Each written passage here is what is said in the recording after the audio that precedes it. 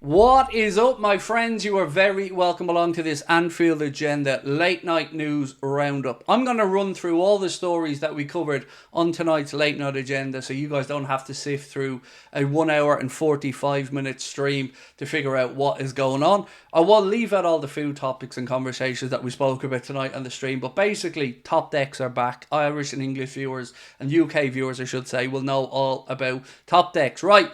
Tonight we're going to be addressing the issue with Anthony Gordon and the new contract offer that seemingly is going to come his way from Newcastle. We're going to be asking which Italian side are interested in signing Jarell Quansah. Is there any truth to Martin Zubimendi wanting to come to Liverpool in January? And all the chatter about FSG maybe selling the club to Saudi, is there any truth to that?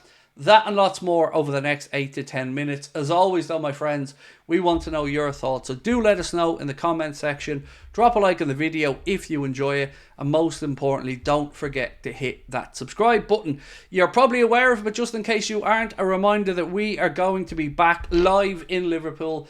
Anfield Agenda at the Hot Water Comedy Club, November 15th. We're going to be bringing Mr. Paddy Doyle with us to do a full musical set for you guys as well. Carl Porter will be there doing stand-up comedy, and myself and Connor will also take to the stage to do whatever it is that we do.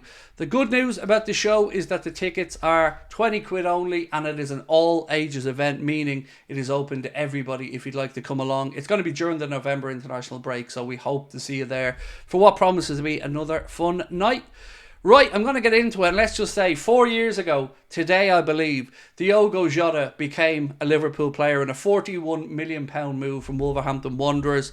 150 appearances and a ton of goals, in fact 57 goals to be specific later. I think it's fair to say Diogo has established himself as a fan favourite at Liverpool. The news though, let's get into it. Well, Mohamed Salah, congratulations to him. He's been officially named the Standard Chartered Player of the Month for August. Very well deserved. I mean, the only one I could think of that could have really pushed Mo there would have been Ryan Gravenberch, but another award, another accolade for the great man. Congratulations, Mo.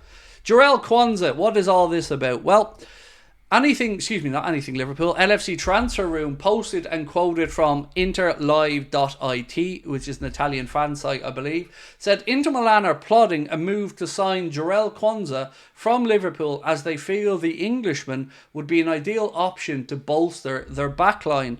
I don't think we need to be concerned about this, and if you don't want to take my word for it, just remember back to the summer when Newcastle approached us wanting to give us Anthony Gordon and them to take Jarell Quansah, and Liverpool, as much as we do like Anthony Gordon, had no interest in losing Jarell Quansah because we know what everybody else knows, that he is a highly talented young centre-back who at 21 years of age has his whole career ahead of him. I don't expect any offer or any interest will lead to Liverpool willing to part with Jarell Quansah, so I don't think we should worry on that one whatsoever. So, mixed reports about this whole Martin Zubimendi story. Last night, Indie on X posted what they called an exclusive to say that Martin Zubimendi has changed his mind and that he wants to come to Liverpool and hopes Liverpool bid for him in the winter window. So I've chased up on this and I've not been able to find anything to substantiate those claims. In fact, I'd go one further. I think it's nonsense. On top of that, Dave O.C. Kopp, another Liverpool content creator, has had somebody on there from the Sociedad side, somebody who'd been given information, quite up to date information actually, all the way throughout the summer around the Zubimendi situation, and they say Martin Zubimendi does not regret his decision to stay at Sociedad and will play the whole season for the club. Next summer we'll see what happens. I think if this is made up, and it's certainly feeling like the whole Zubimendi in January or wanting to leave Sociedad and changing his mind stuff, at this point feels made up. I think this account needs to be massively called out for it because you are just manipulating and playing on fans' emotions. So if you do have this exclusive and if you do know of it, I would certainly expect more substantial news to come out about it rather than, well, trust me, bro, because nobody else is running with this story. There have been stories written about it from the Spanish side, but even they come back to the story originating in the UK with this Indie account. So unfortunately, I don't believe there is anything to it, but I wouldn't say no to it. One thing I want to bring up about is automated offside or semi-automated offsides. Lots of people have been asking, why haven't we seen it yet in the Premier League? it is going to be coming in. The system wasn't ready to be implemented at the start of the season, but it will be launched in the coming months. This piece goes on to say the technology uses cameras around the ground to track the ball and player movements and alert VAR if there have been an offside prior to a key incident, such as a penalty, a goal, or a red card. So they haven't forgotten about semi-automated offside technology. It's just a little bit behind track, but thankfully we will get to see it in the Premier League soon, which means less having to put up with the PGMOL's band of, well, insert your own word there, because I don't trust them very much. A little bit of a breaking news story from Transfield Sector, who have said breaking, and they've credited Sammy Mockbell of the Daily Mail, I believe, said representatives of Manchester City's players have begun exploring their options amid the looming threat of enforced relegation.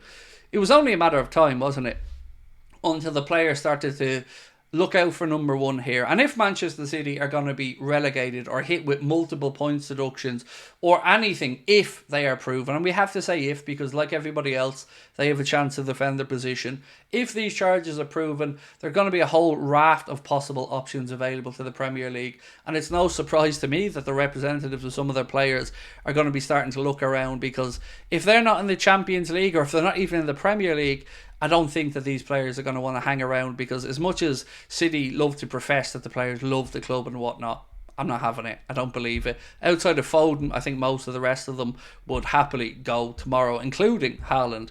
Just my opinion. Maybe you agree, maybe you disagree. I don't want to say call out, but I want to disagree with Ben Foster on something. Ben Foster was speaking about Alisson and Ederson and which one are better. This is what Ben had to say. They're different. This is the beauty of it, while on his own YouTube channel. He said, there's nobody who could do a better job for Manchester City than Ederson. There's nobody, I don't think, who could do a better job for Liverpool than Alisson. I'll go for Ederson. Ben, you are very wrong. Very, very, very wrong. You are right in what you were saying about Ederson being the best fit for Man City and Alisson for Liverpool. But as a goalkeeper, Ben, I expect you to be better than that. Alisson is streets ahead of Ederson as a goalkeeper. Ederson may have a little bit better distribution, but Alisson is by far a better shot stopper, far better at commanding his area, and far better at giving the manager less heart attacks, because let's be honest, Ederson plays right on the edge sometimes. So I would have expected better from Mr. Ben Foster on that one. Another thing that I want to draw your attention to, again from Sammy Mockbell, that is Newcastle will offer Anthony Gordon close to £9 million a year to try and keep him at St James's Park. If Anthony Gordon doesn't extend, then Newcastle may consider selling him next summer. I would go as far as to say they will absolutely consider selling him, because he would only have 1 year left on his contract and Newcastle wouldn't want to run the risk of losing him for nothing. So, my friends, that is it. No, it isn't it, because I did promise a little bit on FSG and Saudi Arabia. So, lots of people have been putting 2 and 2 together and probably coming up with 7.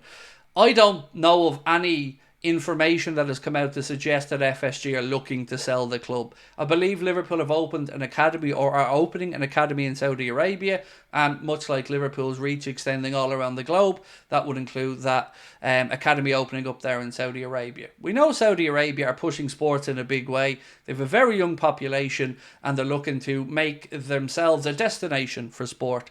I don't know of any indication to suggest that Liverpool's owners are looking to sell, let alone looking to sell specifically to anybody from Saudi. So if anything changes on this, I will of course let you know, but as of right now, I don't believe that there is anything to discuss. So that is pretty much it for me, my friends. We will be back tomorrow, 8:45, with the late night agenda as always. And if we don't see it tomorrow, we hope to see it on Saturday, where we'll be starting our watch along at the game from 2 p.m. It isn't on TV in the UK, but thankfully for me here in Ireland, I can watch Liverpool Bournemouth on Premier Sport, and we will catch up with you then. Thanks for watching. Appreciate all of your feedback in the comment section. And again, we'll catch up soon. Bye-bye.